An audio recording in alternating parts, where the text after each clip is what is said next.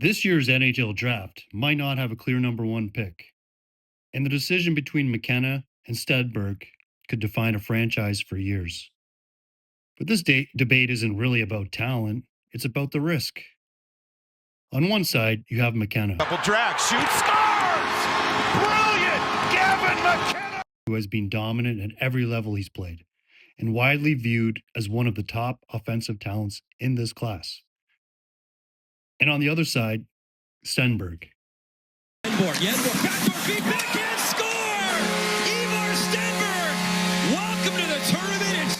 It's 3-2. a more complete, structured player, seen as a safer and more predictable NHL projection.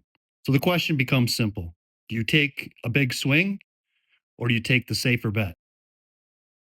If you take McKenna, you're betting on upside. He's the type of player who has consistently been too skilled for the level he's played at, forcing tougher competition as he's moved up.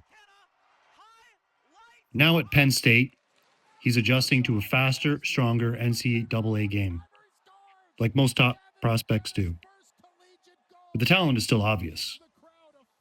The hands, the vision, the offensive instincts, they separate him from most of this draft class. The upside is clear. If he hits his ceiling, you're looking at a franchise-driving winger. But the risk, it's just as clear. You're projecting development, not guaranteed production. Stenberg is the opposite approach. He's a more polished, structured player, already producing at a professional-style environment in Sweden.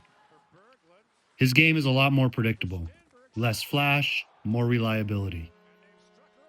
He's the kind of player teams trust to step into the NHL lineup sooner and contribute in a stable role. Not necessarily the highest ceiling in the draft, but a much clearer NHL projection. And that's where the real decision is. It's not about who's better.